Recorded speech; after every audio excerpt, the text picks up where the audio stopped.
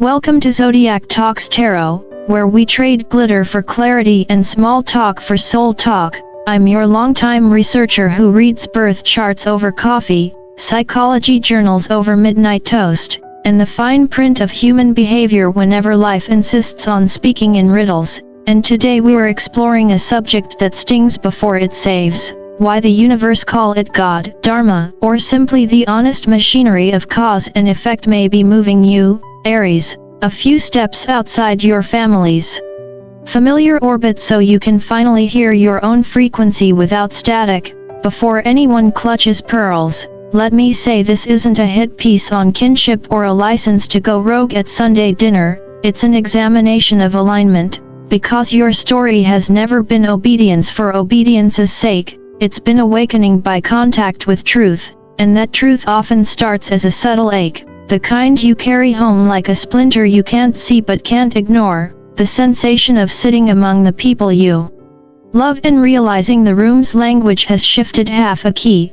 jokes landing like paper airplanes, rhythms a half beat late, the air a touch heavier than your lungs requested. You've tried to fix it. Aries always tries to fix it by turning down your volume, rounding off your edges, apologizing for speed, which is a little like asking fire to be more water, and predictably it doesn't work, because every time you shrink to keep the peace a quiet alarm goes off in your chest, not rage but guidance. The internal compass that refuses to mislabel discomfort as devotion. Psychology calls this individuation, the moment the self stops outsourcing authority to the room and starts consulting the data in its own bones. While Buddhist teaching would nudge that what you're feeling is dukkha, the useful friction that precedes right action, and astrology, in its unembarrassed directness, simply remembers that Aries is the spark that initiates the cycle, the sign built to test doors, pry open windows, and remind stale rooms that oxygen was always part of the plan. None of this means your family is wrong or you are right. It means your nervous system has matured past the survival roles you learned there: peacemaker, problem solver, comic relief, thundercloud disperser, and your soul wants a job description with fewer weather emergencies. And yes, the year of triumph 2025 has a way of expediting such promotions,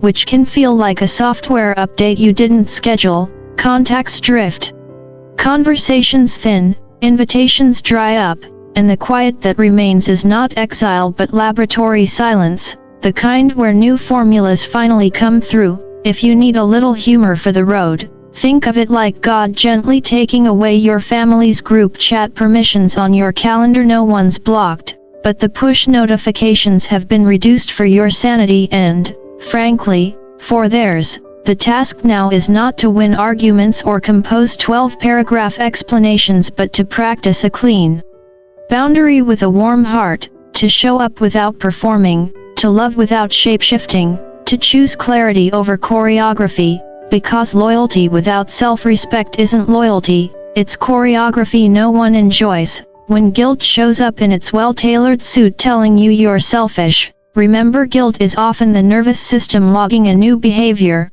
not the soul reporting a crime. And when nostalgia whispers that the old warmth could return if you'd just be a little less yourself, recall that authentic warmth doesn't charge you your voice as admission. You are not being removed to be alone forever, you are being recalibrated so you can recognize the people who speak your native tempo, the friends, mentors, partners who don't fear your speed because they've tuned their lives to purpose as well. The chosen family who will laugh with relief when you stop apologizing for how quickly you move and how deeply you mean it. And if someone asks why you've changed, you can smile and tell the truth.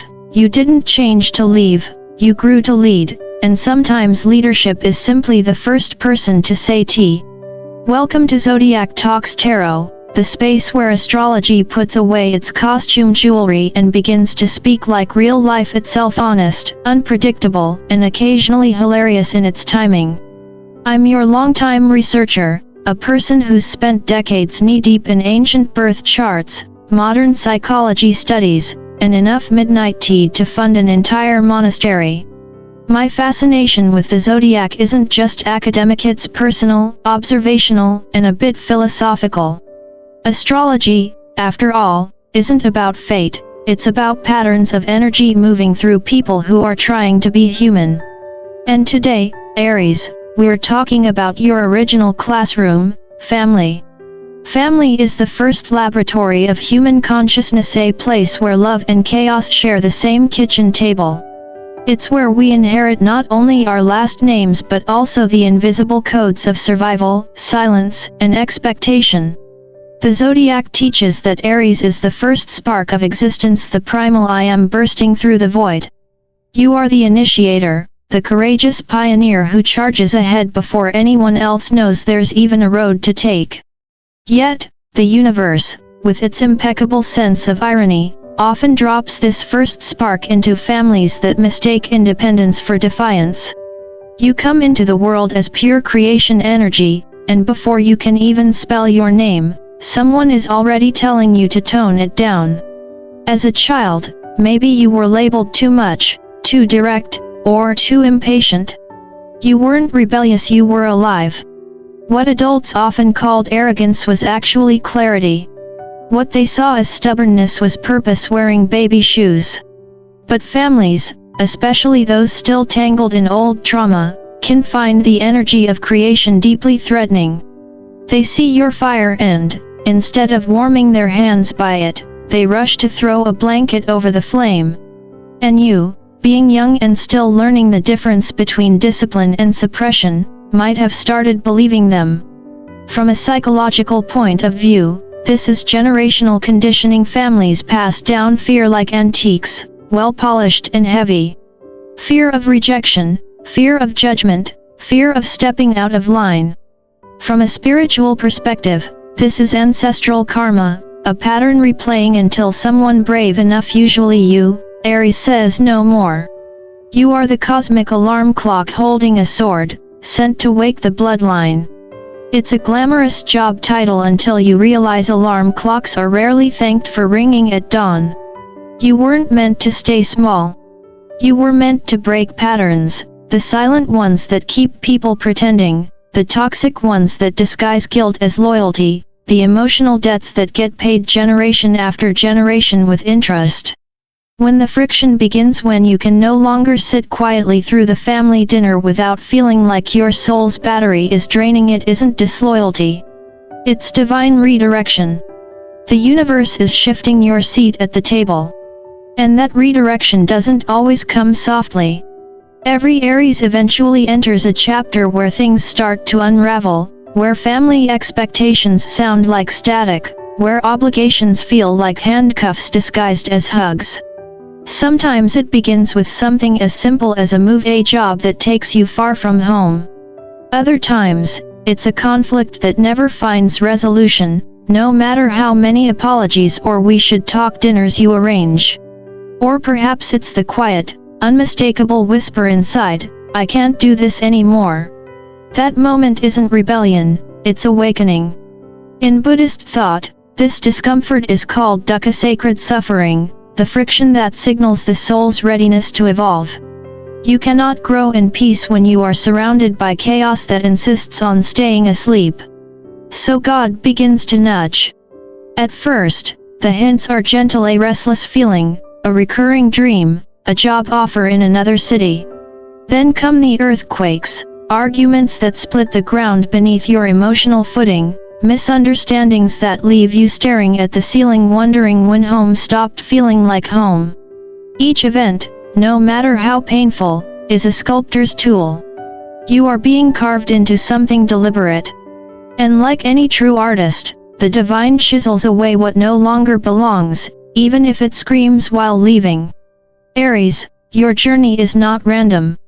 There's an ancient intelligence arranging this reshaping. You are, as the mystics would say, a chosen one of fire. In every generation, a few souls are assigned the task of burning through old paradigms so new light can enter. In the year of triumph 2025, you stand among those chosen not because you're special in an egoy sense, but because your spirit is built for ignition. You are the one who says enough while others are still negotiating with mediocrity. You are the one who walks out of the argument not because you've lost it, but because you've outgrown it. You don't wait for permission to evolve, you simply start walking. Of course, this can be lonely. Enlightenment rarely begins with applause. Loneliness, however, is not a punishment, it's the universe turning down the background noise so you can finally hear your own frequency. What you mistake as abandonment is often calibration, your soul tuning itself to a new vibration where peace feels like home instead of performance. And yes, there's humor in this cosmic setup. The moment you finally declare "I just want some quiet," your family decides to hold a reunion. The day you commit to setting boundaries, someone shows up with emotional fireworks and a casserole. But even that, Aries, is divine comedy at work. The universe tests your lessons not in meditation halls but in living rooms filled with opinions. God, as it turns out, has an ironic sense of humor and an excellent understanding of timing. Your separation from familiar dynamics isn't about superiority, it's about resonance. You're being aligned with people who don't see your confidence as threat but as invitation. The family you're moving toward may not share your DNA, but they will share your frequency: visionaries, healers, artists, builders, wanderers. People who look at your intensity and say, "Finally, someone who speaks my language." When you reach that tribe, you'll realize the distance was necessary. You'll see that every argument, every misunderstanding, every tear was simply clearing static from the line between you and purpose. You'll remember that fire doesn't apologize for burning, it only asks to be used for light instead of destruction. And you'll laugh, perhaps a little bitterly but mostly with relief, at how long you mistook loyalty for love and comfort for belonging.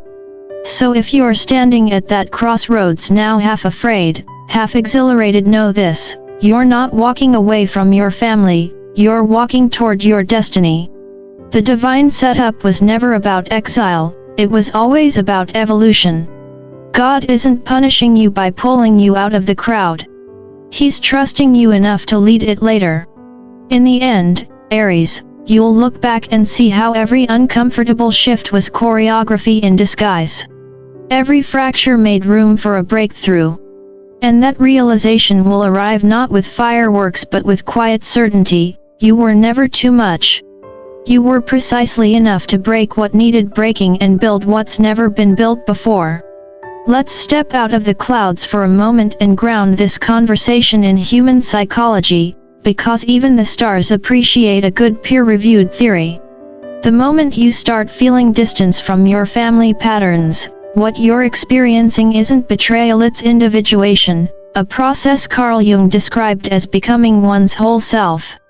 Most people talk about finding themselves as if it's a vacation in Bali.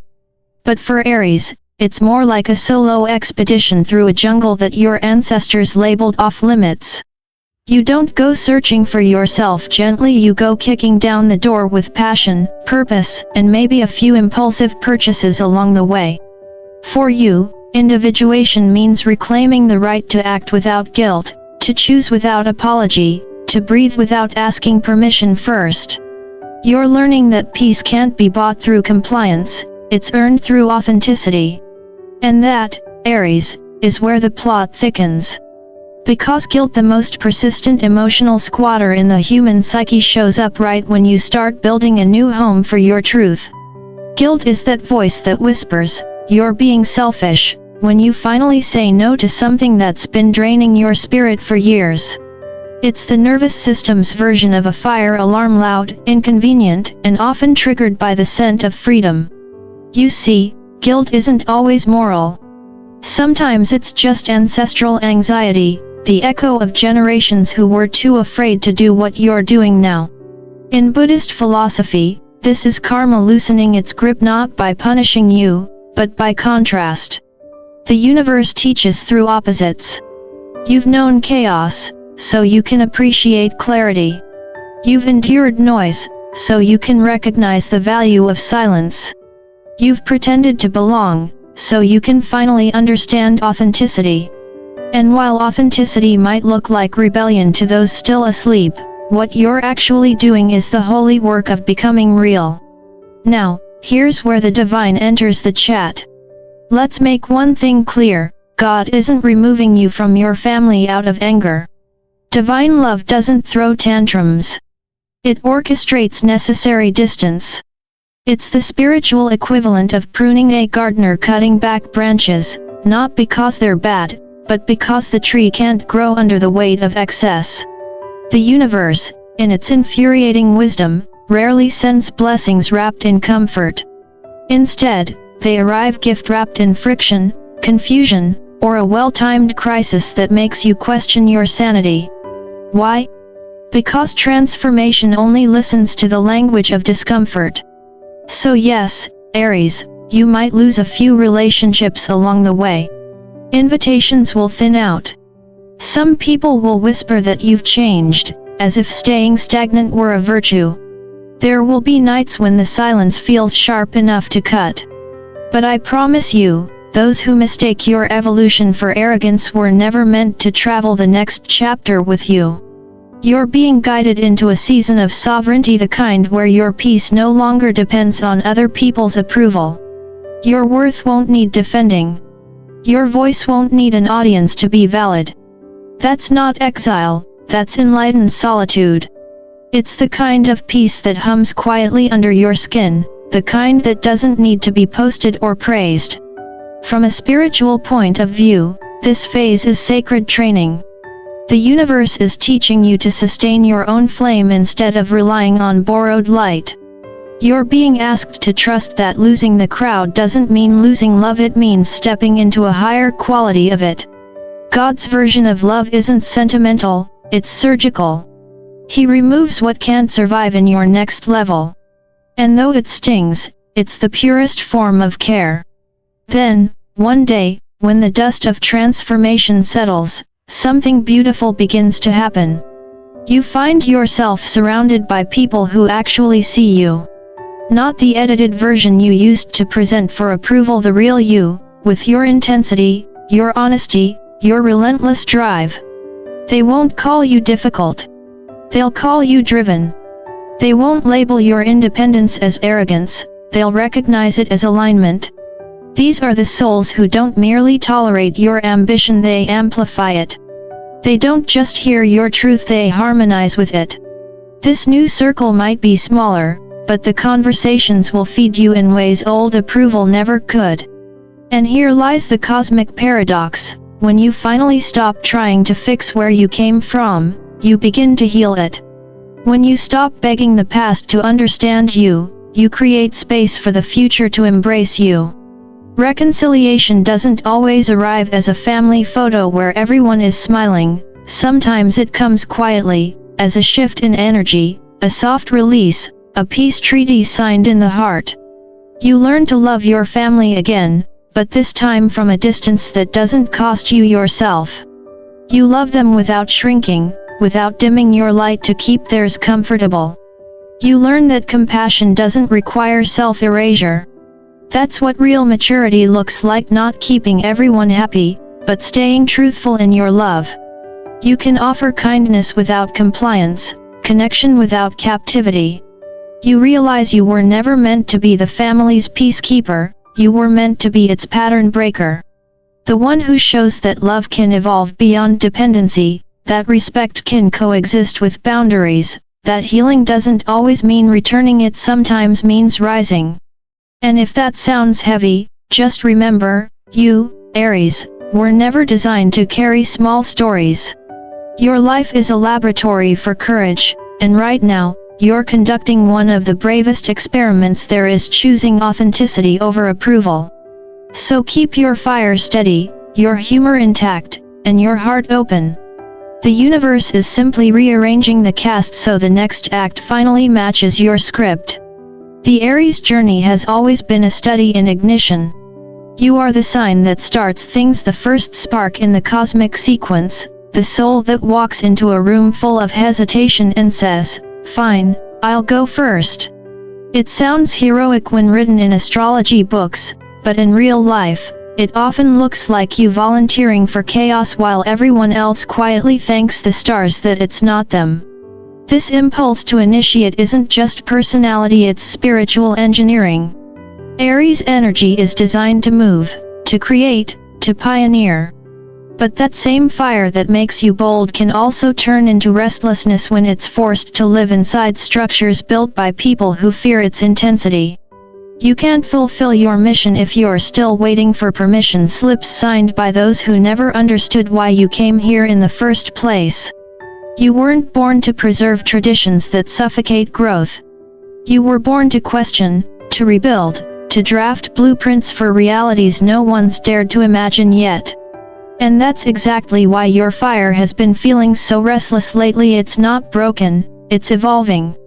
It's trying to escape the containment of history, to stretch beyond the walls of what's always been done, because the flame of Aries doesn't just light paths, it burns outdated maps.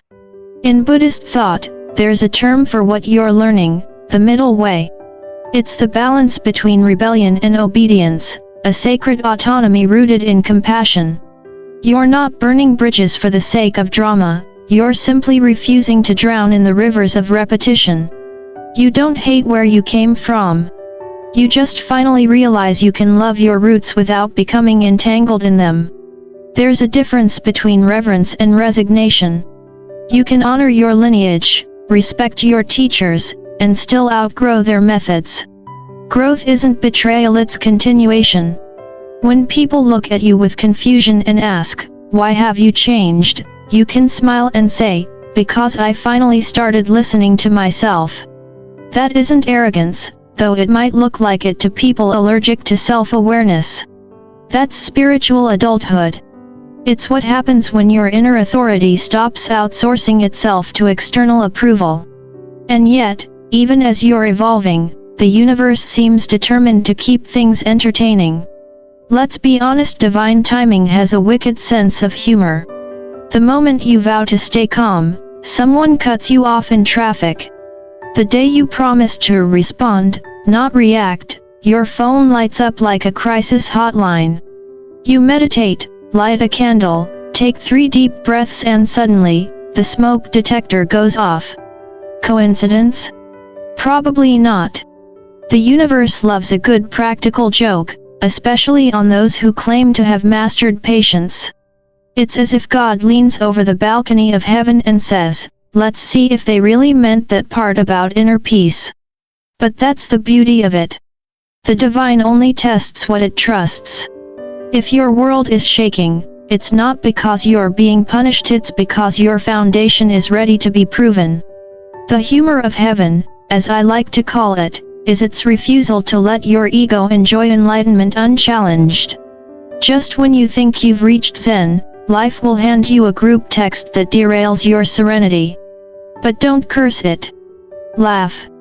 Whisper, "Okay, God, I see the lesson. But could we maybe try a softer method next time?" You already know the answer. The divine never wastes good chaos.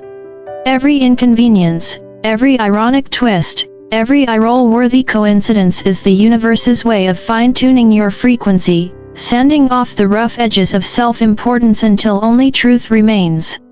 And then, slowly, something begins to shift. The silence that once felt suffocating starts to sound like music. Solitude, which used to weigh on you like an anchor, begins to feel like open air. The absence of noise reveals a rhythm you didn't know existed, your own.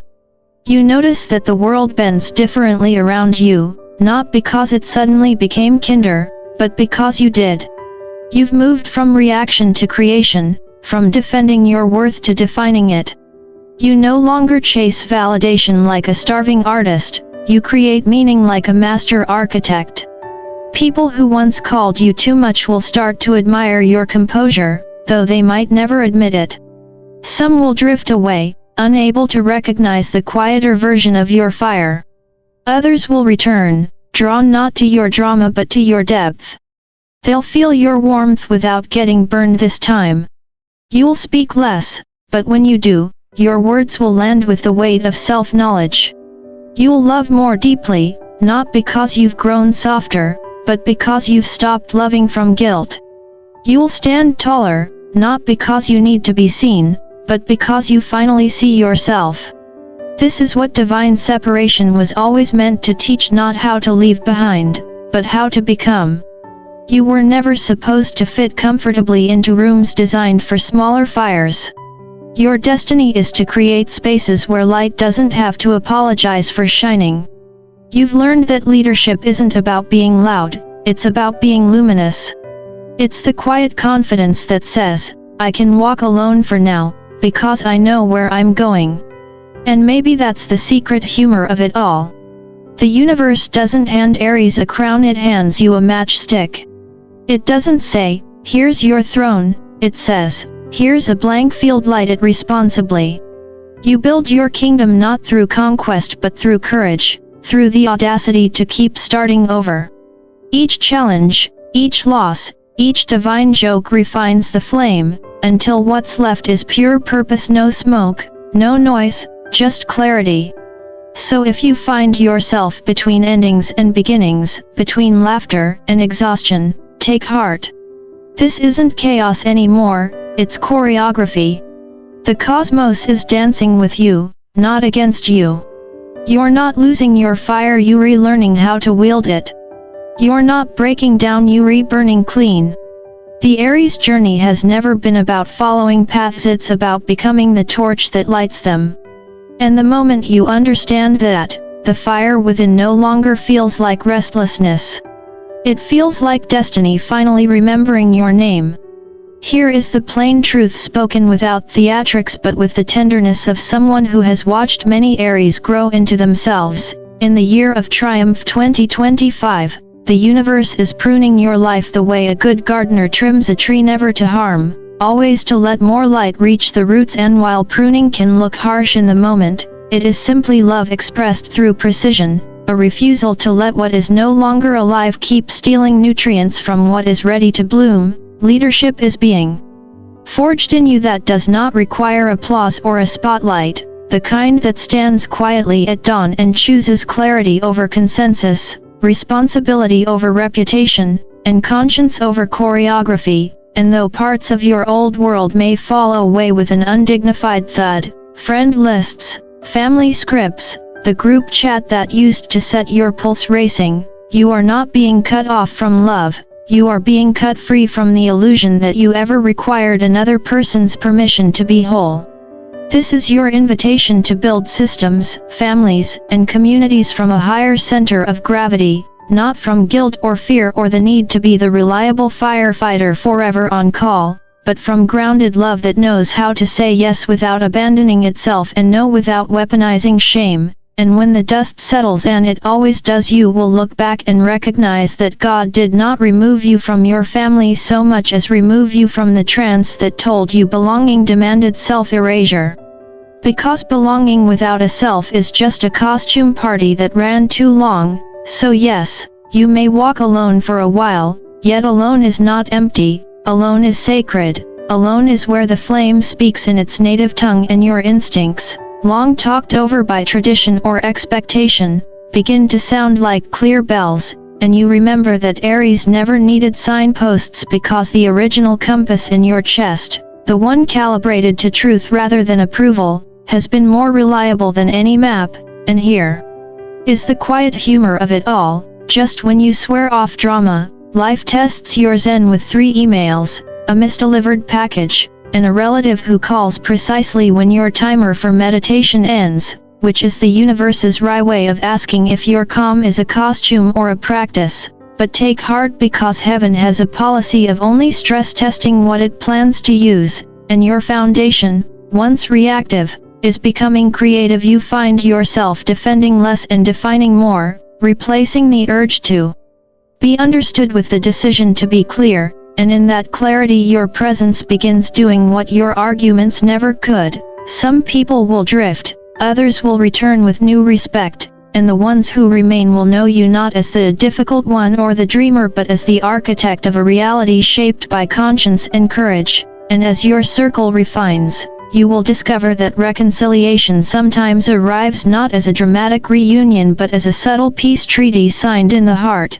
a soft acknowledgement that loving your family and living your truth are not opposing projects, This is what spiritual adulthood looks like: compassion without self-sacrifice, connection without captivity, boundaries without bitterness, and a sense of humor intact. Because you now understand that the divine never wastes good chaos and often hides upgrades inside inconveniences. Keep walking, Aries, not with the frantic pace of someone fleeing the past but with the steady stride of someone returning to themselves, because the silence that once scared you will begin to sound like music, solitude will feel like spaciousness, and ordinary days will glow with the satisfaction of alignment. And somewhere in the middle of making your bed and paying your bills you will realize that joy is not a prize at the end of the maze but the texture of a life lived cleanly. Enjoy it, eat the peach, take the walk, answer fewer text threads, laugh at the timing, forgive quickly, build well, and let your fire illuminate without scorching, because your task was never to burn down the world but to light the rooms.